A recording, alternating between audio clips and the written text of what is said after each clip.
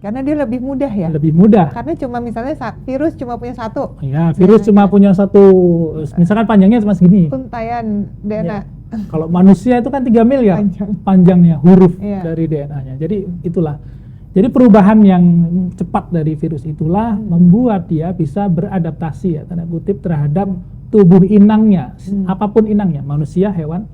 Nah, contohnya di kasus SARS-CoV-2 di COVID-19 itu dia berkembang sedemikian rupa di tubuh hewan sampai dia berpindah ke manusia, akhirnya adaptatif dengan tubuh kita. Adaptatif dalam artian dia bisa tinggal ya, tanda kutip ya, di tubuh kita.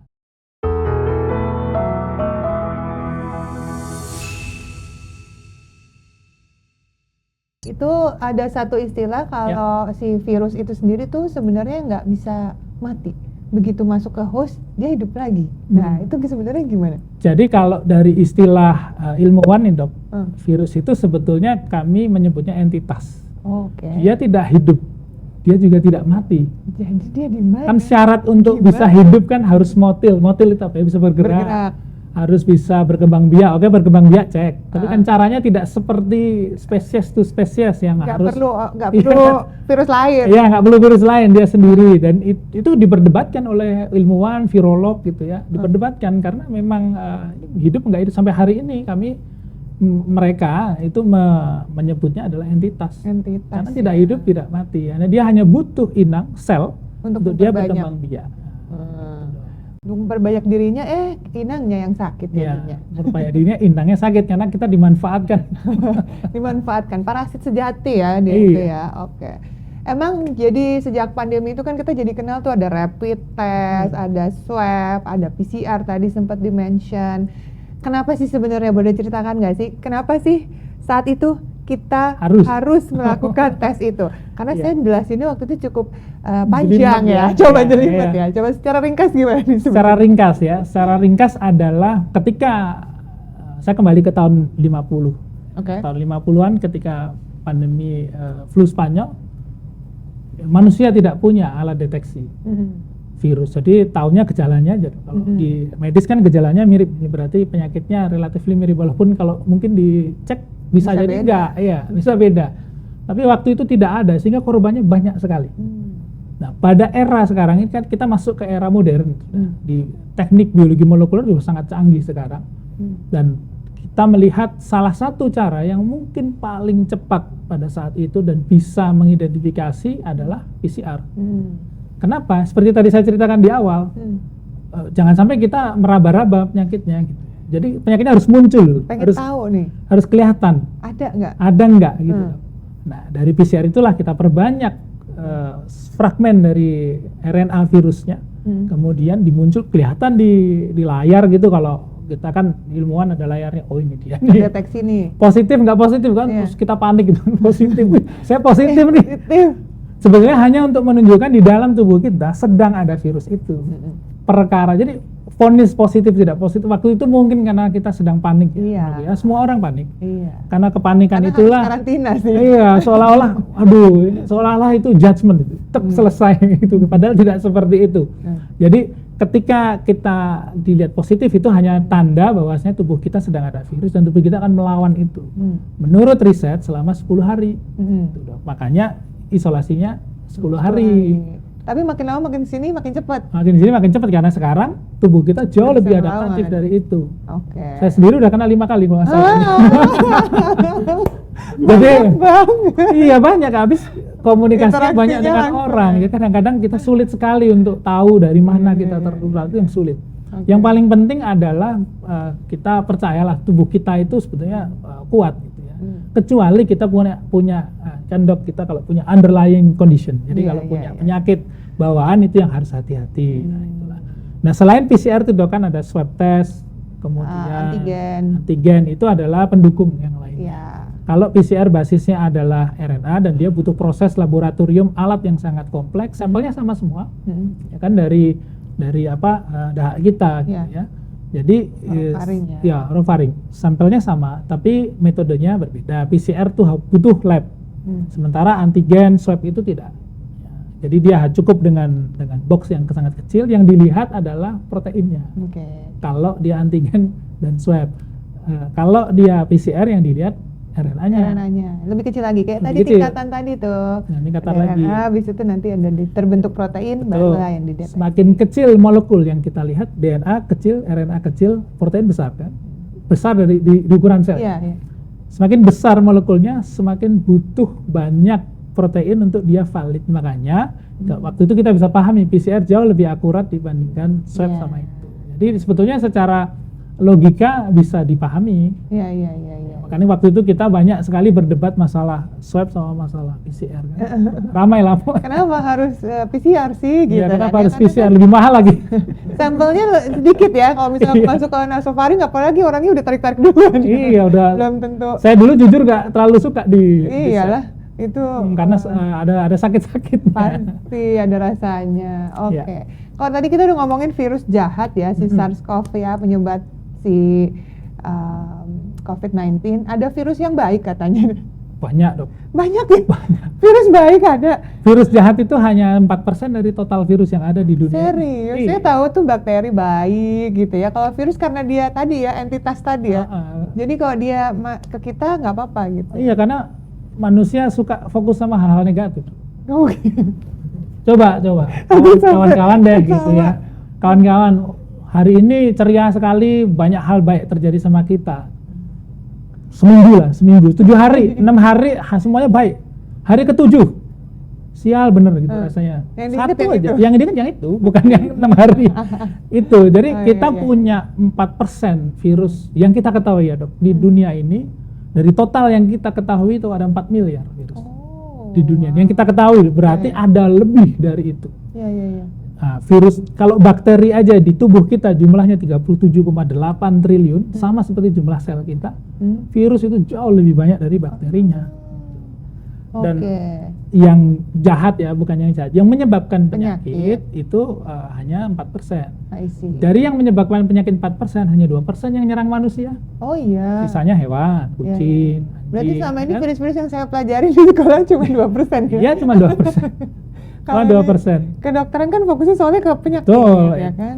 Ya, nggak apa-apa dok. Kita memang harus fokus kepada yang menyebabkan penyakit. Iya. Cuman nggak boleh melupakan yang sisa miliaran ini. Ada salah satu, saya kasih contoh satu. Di tubuh kita ada virus yang sejak kita lahir diturunkan oleh ibu kita. Ya lewat ASI, kemudian lewat interaksi dengan ibu kita ketika kita dicium-cium pipinya, kan masuk dia virusnya, namanya Bacteriophage T7, ini nama kerennya. Dia sekarang tinggal di usus kita. Dan dia menyebabkan? Dan dia mengontrol jumlah bakteri Escherichia coli supaya kita nggak diare supaya pencernaan kita sehat. Dia ngontrol, tapi itu yang infeksi sel kita. Jadi kalau dia mungkin ini sel kita nih dok, samping ini virusnya, lalu dia selama jaga-jaga dulu ada bakteri nih, aku serang dia dulu ya kan gitu. Kayak tentara ya. Dia ngontrol banyak perkembangan dari Escherichia coli. Jadi tidak sesimpel itu di dalam usus kita. Dan dia baik sekali. Nah, itu salah satu contoh. Dan masih banyak yang lainnya yang tidak menyerang kita di kulit kita. Mengendalikan bakteri-bakteri yang ada di kulit kita. Kalau enggak, kita ruam, merah, macam-macam, gangguan kulit, kering. Itu kan bakteri dan jamur dan lain sebagainya. Itu dikendalikan oleh virus. Oh gitu. Itu dok. Jadi kita perlu berterima kasih juga sama virus. Makasih virus-virus baik. Oke, ini tadi kita udah ngomongin seru banget ya. Ternyata banyak hal-hal yang baik juga. Jadi jangan selalu melihat sisi negatif. Termasuk istilah tentang hormonal. Nah, ini kita mulai masuk ke hormon. Ini termasuk pembahasan molekuler biologi juga ya? Termasuk. Banyak banget ya, luas banget ya. Luas sekali. Ya. Iya, luas sekali. Ya waktu kuliah kayak gimana ya otaknya ya dokter saya. Bukunya tebal banget. Itu saya ingat bukunya namanya Sambruk, Molecular Cloning. Itu 3 jilid itu isinya macam-macam ya. Wow. Oke. Saya kalau belajar hormon aja nih ya, Lord people ya zaman sekolah ya, itu udah complicated banget, udah kayak satu ilmu yang sangat sulit sekali gitu kan. Nah, kalau misal hormon, secara singkat kita bisa bilang ini membawa pesan kimiawi ke dalam tubuh gitu ya. Mungkin bisa dijelaskan. Itu sebenarnya apa sih? Jadi bayangkan tubuh kita itu seperti sebuah kota atau negara lah gitu. Negara, jangan kota terlalu kecil. Karena sel kita itu kota. Tubuh kita bayangkan negara yang sangat besar. Negara yang sangat besar.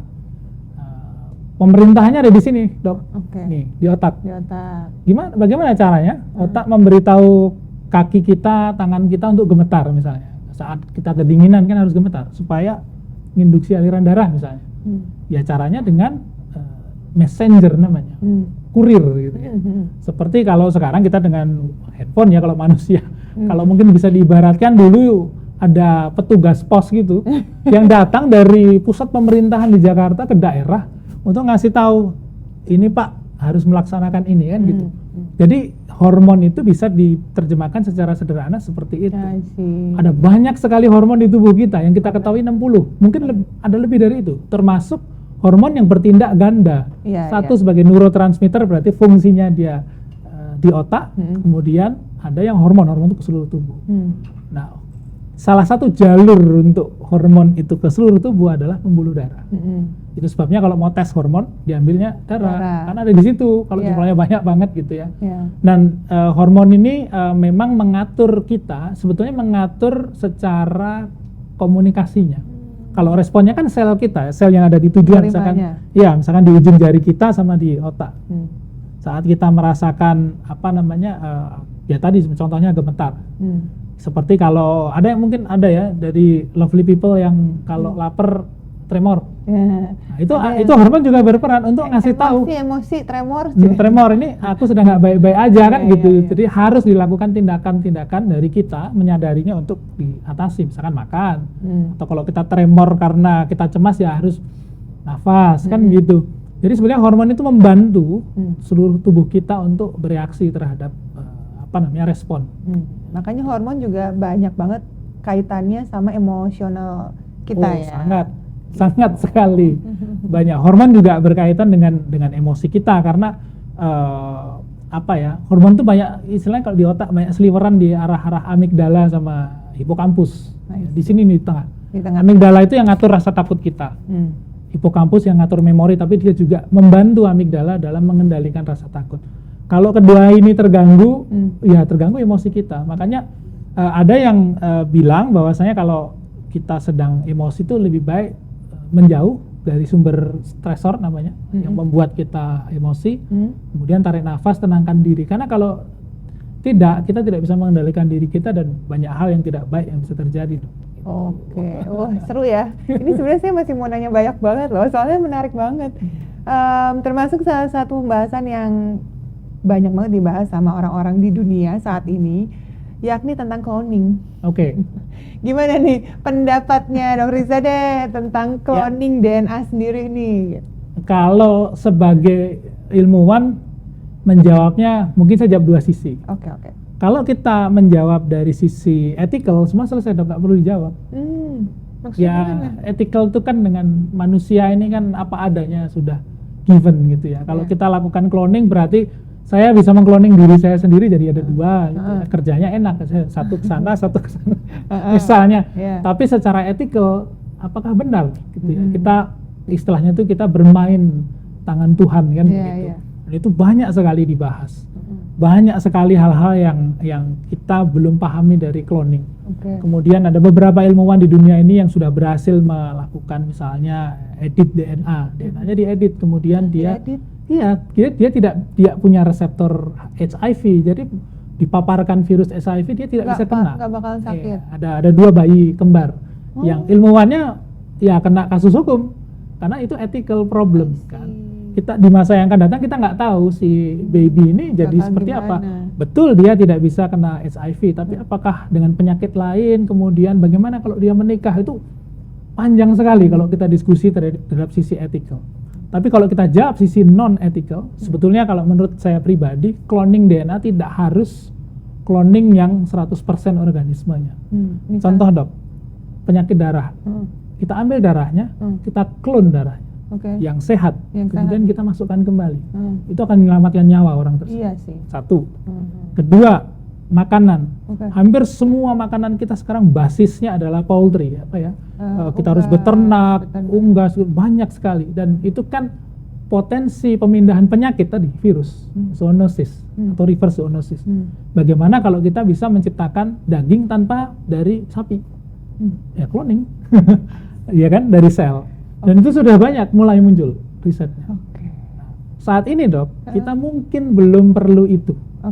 Mungkin 50-100 tahun yang akan datang di generasi yang di bawah kita akan butuh itu. Nah, di Indonesia sendiri kalau kita berdebat atau berdiskusi masalah ini kan karena di Indonesia itu diversifikasinya luas.